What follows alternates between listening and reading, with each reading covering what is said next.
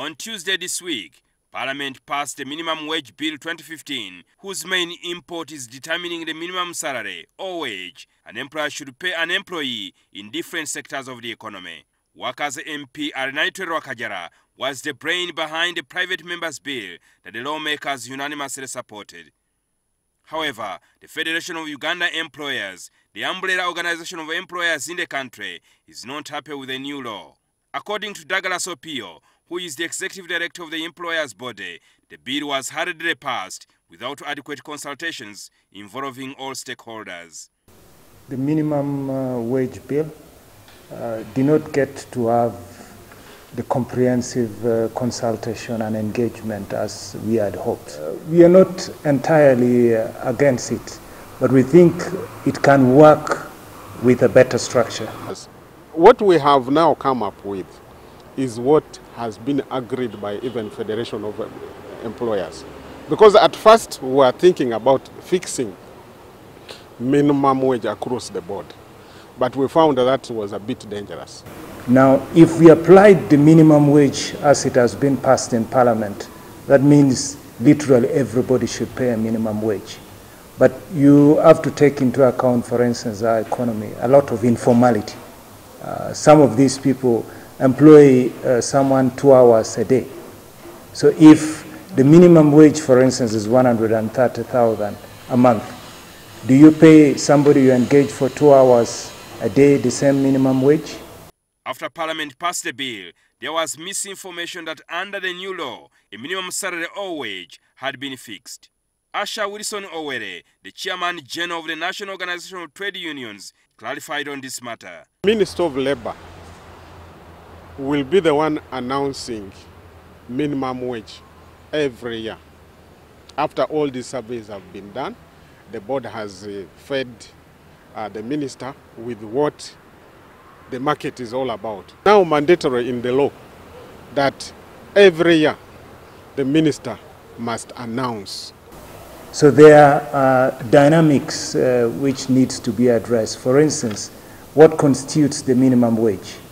If I provided transport, if I provided meals, if I provided medical care, does that constitute part of the minimum wage? Because they are part of my wage bill as well. So I think the principle of the minimum wage is the right one. But the approach to arrive at the minimum wage, I think, should have been more consultative. A study conducted by the Federation of Uganda Employers indicates that 90% of the total workforce in Uganda is in the informal sector, where salaries and wages are determined using many unclear factors. Slightly over 2 million Ugandans are formally employed. According to labor experts, government will have to design reforms to tap into majority of Ugandans in the informal sector so that they meaningfully contribute to widening narrow Uganda's tax base. Informality in itself is not desirable. It's not something to be proud about that we operate informally. I think the government should put in place the right framework to allow people to move from the informal sector to the formal sector. Often when we talk about informal sector, we are thinking about some weak, small entities. But that's not the case. There are big companies operating in real estate, individuals doing serious transactions, even coming to over 100 million a day. Now, the government enforces minimum wage. First of all, NSSF will have money, because these poor workers have not been paid 1,000 at will. But now it will go in the system. You know that somebody is getting some money. He will be able to save. He will be able to buy something in the market. The government will also earn revenue. The teachers, let me say in private schools and so on, they will have their own minimum wage. Those in communication will have their minimum wage. Those in transport sector will have their minimum wage, and other sectors. But I have given you those.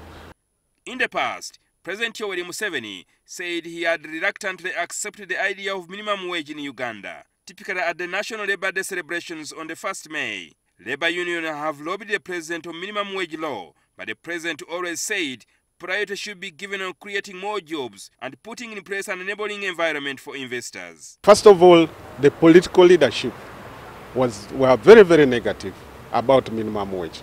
But we went actually lobbying and explaining up to the leadership of this country.